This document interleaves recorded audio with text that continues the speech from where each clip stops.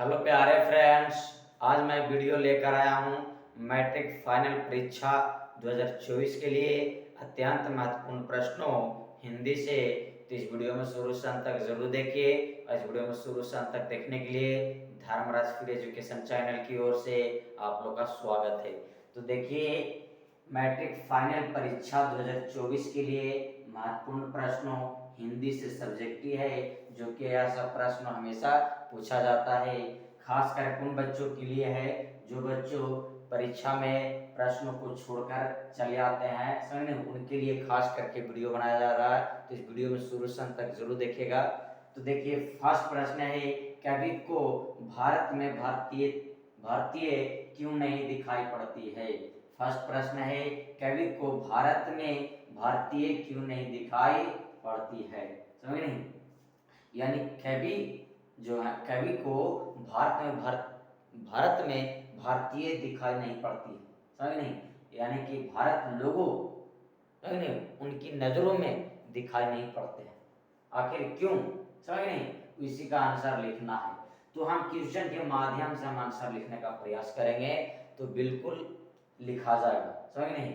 अभी क्वेश्चन के माध्यम से लिखने से आपको क्या होगा कि जो भी शब्द आपको याद नहीं है वह शब्द याद हो जाता है, समझ नहीं। देखिए, हम क्वेश्चन के माध्यम से इसको आंसर लिखेंगे, हम उत्तर लिख देंगे।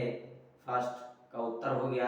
अब क्वेश्चन की सहायता से हम आंसर लिख रहे हैं। देखिए, कवि को भारत में भारतीय क्यों के जगह हम इसीलिए कर देंगे, क्या कर देंगे, इसीलिए, समझ नहीं, इसीलिए दिखाई नहीं पड़ती है, क्योंकि भारत में रहन सहन चाल ढाल बोली वचन, समझ, सारा का सारा क्या होता जा रहा है, बदलाव होते जा रहा है, समझ। सभी लोग विदेशियों के सुड बुड में रहना पसंद कर रहे हैं, विदेशियों को में रहना पसंद कर रहे हैं, समझ।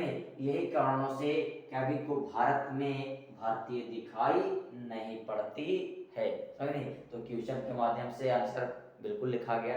फिर से देखिए, कवि को भारत में भारतीय क्यों नहीं दिखाई पड़ती है, तो क्वेश्चन के माध्यम से आंसर लिखेंगे। कवि को भारत में भारतीय क्यों के जगह इसीलिए कर देंगे, इसीलिए दिखाई नहीं पड़ती है क्योंकि भारत में रहन सहन चाल ढाल बोली वचन सारा का सारा समाप्त होते जा रहा है और विदेशियों के रूप में रहन सहन चाल ढाल बोली वचन नहीं पसंद करने लगे हैं। यही कारणों से कवि को भारत में भारतीय दिखाई नहीं पड़ती है। लास्ट में यही कारणों से लिख देना, समझ गए, बिल्कुल आंसर लिखा गया। अगला प्रश्न है, मछलियों को लेकर बच्चों को क्या विलासा थी। ये सब क्वेश्चन महत्वपूर्ण है। मछलियों को लेकर बच्चों को क्या विलासा थी, यानी अभिलाषा मतलब शौक होता है, समझे, बच्चों की क्या शौक थी, समझे। तो क्वेश्चन के माध्यम से आंसर लिखेंगे, समझे, कि मछलियों को लेकर बच्चों को यही अभिलाषा थी, क्या की जगह हम क्या कर देंगे, यही अभिलाषा थी कि बच्चों लोग मछलियों को जीवित पाना चाहता था, समझ, मछलियों को जीवित पाना चाहता था और मछलियों के साथ खेलना चाहता था, समझ नहीं।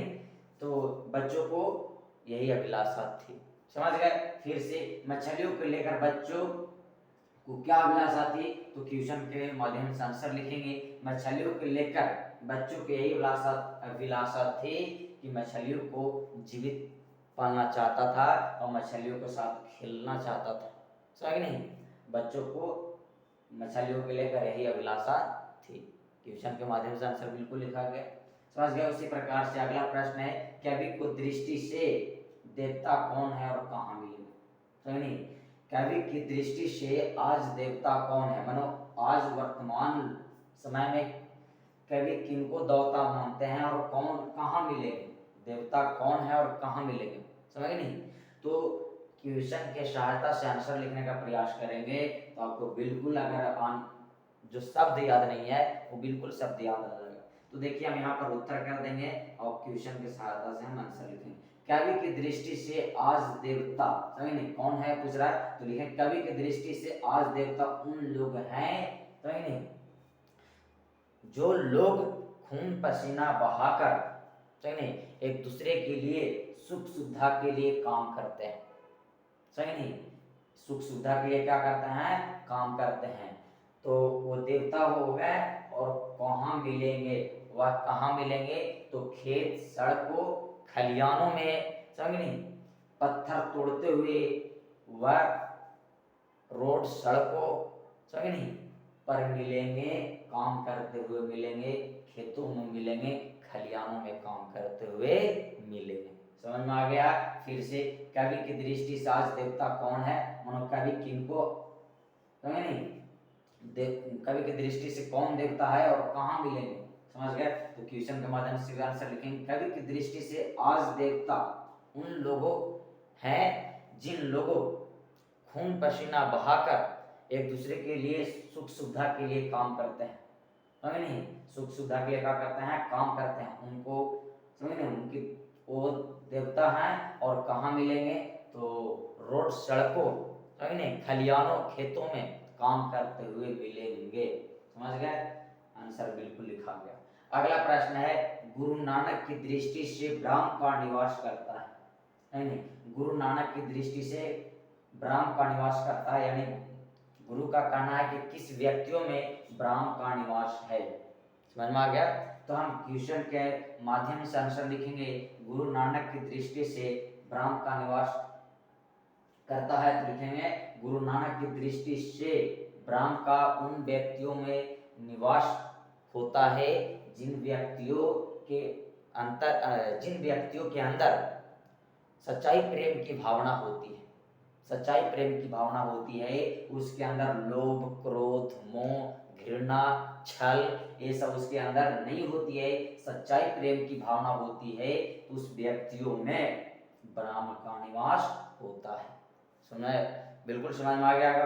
फिर से गुरु नानक की दृष्टि से ब्रह्म का निवास करता है, तो लिखना है गुरु नानक की दृष्टि से ब्रह्म उन व्यक्तियों में निवास करता है जिस व्यक्तियों में, तो नहीं, क्रोध लोभ मोह घृणा, उसके अंदर छल नहीं होता है, सच्चाई प्रेम की भावना उसके अंदर कूट कूट कर भरा होता है, तो नहीं, तो गुरु नानक की दृष्टि से उसी व्यक्ति में ब्रह्म का निवास होता है।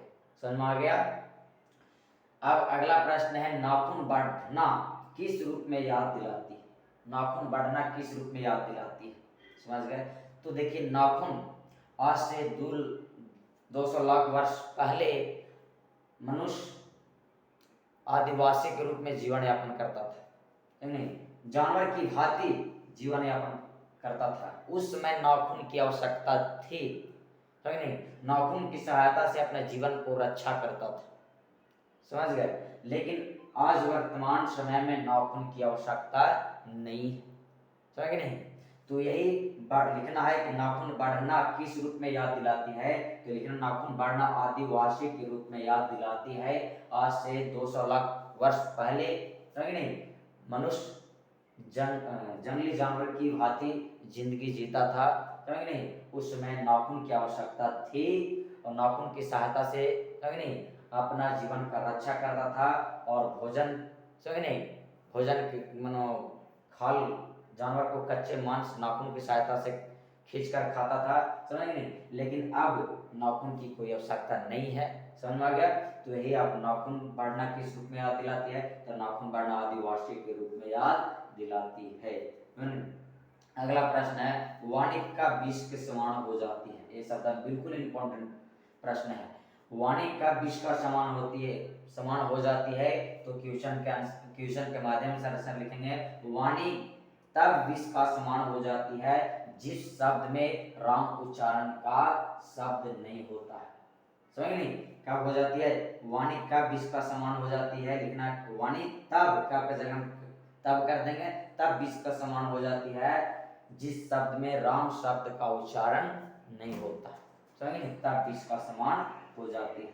अगला प्रश्न है, बहादुर अपने घर से क्यों भाग गया था, नहीं, बहादुर अपने घर से क्यों भाग गया था, तो लिखेंगे, नहीं, क्वेश्चन की सहायता से कि बहादुर अपने घर से इसीलिए भाग गया था क्योंकि एक दिन अपनी प्यारी भैंसों को जंगल में चराने के लिए गया था। उस दिन, समझ नहीं, भैंसों को काफी मार दिया था, जिसके कारण भैंसी भागे भागे उसकी माँ के पास चली गई थी, समझ नहीं, और बहादुर भी उसके पीछे पीछे आ रहा था, और जिस डंडे से बहादुर पीटा था उसी डंडे को लेकर माँ उसकी दुगनी पिटाई कर दी, जिसके कारण वह बहादुर अपने घर से एक दिन छोड़कर भाग गया था। समझ गए? तो इस वीडियो में शुरू से अंत तक देखोगे तो बिल्कुल ये प्रश्न आपको समझ में आ गया होगा, समझ नहीं? तो इस वीडियो में शुरू से अंत तक देखने के लिए धन्यवाद।